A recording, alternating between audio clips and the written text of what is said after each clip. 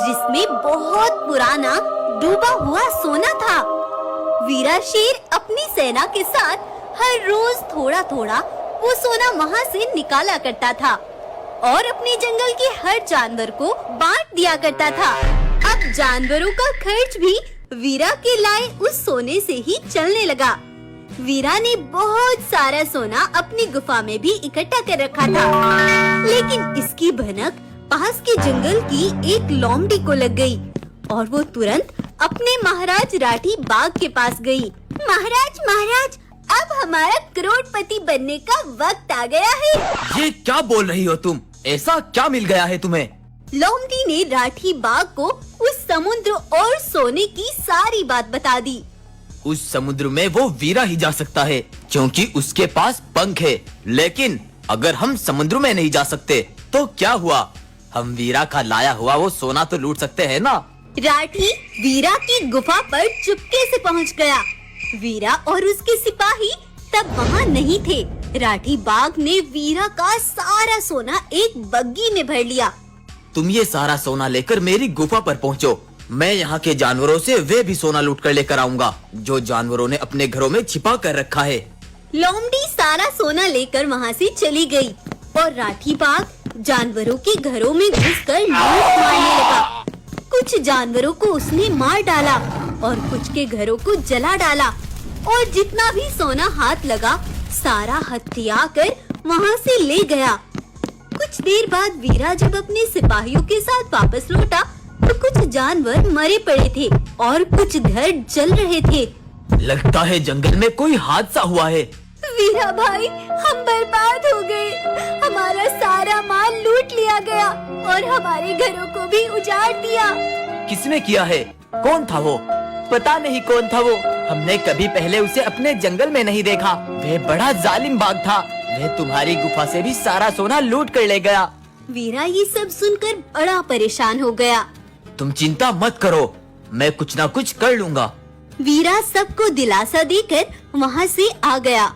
सभी जानवर पहले से ही बहुत परेशान है और अगर हमने उन्हें ये बता दिया कि अब समुद्र से सोना भी नहीं निकल रहा तो वो और भी ज्यादा परेशान हो जाएंगे। वो सब ये बातें करते जा रहे थे कि तभी उनके सामने एक पंडित जी आए। तुम्हारे चेहरों से साफ साफ झलक रहा है कि तुम बहुत परेशान हो। सही कहते हो पंडित जी, हम बहुत परेशान हैं। तो क्या तुम्हें एक ऐसी बात ना बता दूं जिससे तुम्हारी परेशानी दूर हो जाए? हाँ जी पंडित जी, बिल्कुल बताएं। एक ऐसा जानवर ढूंढो जो मरा हुआ हो लेकिन फिर भी लगे कि वे जिंदा है।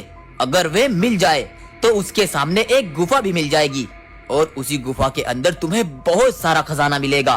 तुम उससे सबकी परेशानी दूर कर सकते हो। इतना बताकर वो पंडित चले गए। मरा हुआ जानवर कैसे जिंदा लग सकता है? लेकिन चलो हम फिर भी ढूंढते हैं। वीरा उसके लिए निकल पड़ा। कुछ दूर जाने के बाद उन्होंने देखा एक बूढ़ा मरा हुआ शेर पेड़ पर लटक रहा था। वो देखो महाराज, वहाँ पर मरा हुआ शेर लटक रहा है। हाँ, मगर वे कहीं से भी जिंदा नहीं लग रहा। उस शेर की परछाई देखो महाराज, उससे कुछ कुछ लगता है जैसे कि वे शेर हिल रहा हो या वे जिंदा है। चलो मान लेते हैं, लेकिन उसके सामने गुफा कहाँ है? तब वो उस शेर के पास गए और सामने वाली झाड़ियों में चले गए।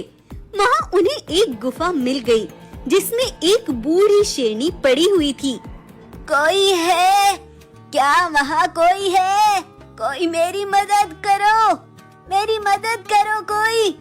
तब वीरा शेर उस बूढ़ी शेरनी के पास गया। अरे क्या हुआ बूढ़ी शेरनी माँ, और आप इतनी कमजोर क्यों हो? क्या बताऊं बेटा, कोई नहीं है मेरा, बस अकेली ही यहाँ भूखी प्यासी पड़ी रहती हूँ। आज भी 3 दिन हो गए, मैंने कुछ नहीं खाया पिया। सिपाहियों, जल्दी से जाओ और बूढ़ी माँ के लिए कुछ खाने और पीने को लेकर आओ। दोनों सिपाही तुरंत गए और ताज़ा पानी और भोजन लेकर वापस आए। वीरा ने बूढ़ी शेरनी को भोजन और पानी पिलाया। तभी तुरंत वह बूढ़ी शेरनी एक विशाल शेरनी के रूप में बदल गई। ये देख वीरा और उसके सिपाही बड़े हैरान हुए। अरे ये आप कैसे एक विशाल रूप में बदल गई? कौन है आप? तुम लालची नहीं दयालु हो। हर कोई इस परीक्षा में सफल नहीं होता बेटा। लेकिन तुम्हारा दिल साफ है। मैं तुमसे प्रसन्न हुई। आओ तुम मेरे साथ चलो।